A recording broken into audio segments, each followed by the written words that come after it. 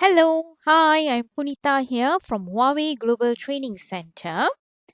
And today we're going to discuss about the content commissioning overview part 1. So let's look into the typical commissioning modes.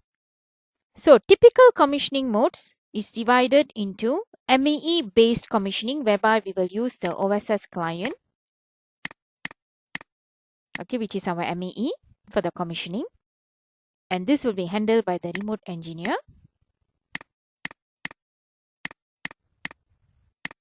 And the second mode is LMT plus MEE based commissioning. So this one will be at the site which has a eNode B. So this one is local site local site and will be handled by a local engineer. Plus we do the testing and deployment. Installation deployment testing will be done remotely by the remote engineer using the MEE client. This is after the upgrade and once they set up the OM channel. So this will be handled by the engineer for the MEE part, the remote engineer. So that is LMT plus MEE based commissioning. For commissioning prerequisites meaning that the preparation. Okay, so this one is the preparation before the actual commissioning takes place. So for the preparation, we have to ensure the hardware is installed and ready. We have to ensure that any data, the configuration of the base station to be deployed already been configured. We have to make sure the software and the commissioning license of the target version obtained, and we have to also ensure the MEE server is installed with the mediation software corresponding the version that will be commissioned. Example, if I'm going to upgrade to version R18, I have to make sure my OSS mediation software for the particular eNode B already been updated for this BTS. The BTS, that means the product type. So this mediation software will be based on the product type. So example, if I'm going to use DBS 3900 or DBS 5900, so my OSS mediation software need to match with the product type based on the current version that I'm going to commission. MAE based commissioning. So for the MAE based commissioner, we already know that this will be handled by a remote engineer. And what are the tools or what are the kind of platform they are using? They use MAE client from the server and they are connected with the actual site. So this is the local site. So we have to make sure the OM channel already been activated, transport. So the transport already been activated. So OM channel could be via the DHCP server. So remote commissioning on the MAE. The next one is LMT plus MEE based commissioning. So over here, we are still using MEE client via the server. We have the eNode B, the local site, and we have the LMT as well. So this is the platform on site. So this one I can call it as local maintenance. It is well known as a local maintenance terminal. So each of the site, they have their own LMT. So what will happen is that once the base station is powered on, the configuration data and the software upgrade will take place. So once the software has been upgraded and the configuration data has been updated, so we have to make sure the OM channel is configured. So once the OM channel is configured, we already have a connection with the MAE. So this section will be handled by the local engineer. So once the OM channel is configured, we will have the link towards the MAE client.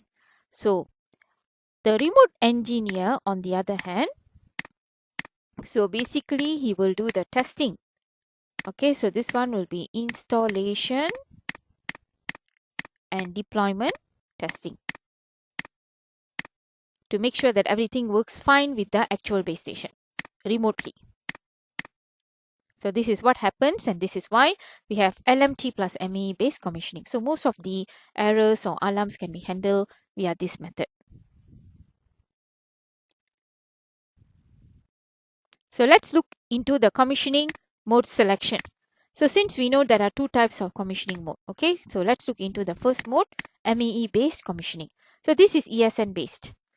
ESN is equipment serial number, can be found at the PBU site, and for the required material is none for this. Barcode based binding is also available. For this we need a scanner and printer, and the downtime is usually greater than 30 minutes. So when you do things remotely, you can expect the downtime is a bit slower, so because you have to directly integrate with the actual site.